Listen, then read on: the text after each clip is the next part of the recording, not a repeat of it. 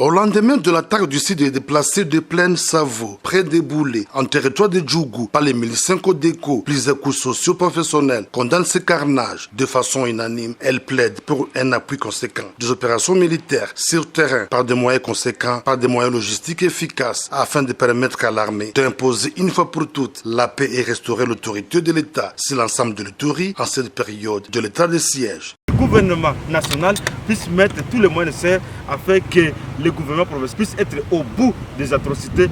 Nous, femmes ituriennes, nous l'avons accueilli avec beaucoup de désolation. Ceux-là qui sont comme victimes, ce sont les femmes, ce sont les enfants et ce sont les hommes de troisième âge, c'est-à-dire hommes-femmes de troisième âge. Alors, ce sont les vulnérables justement.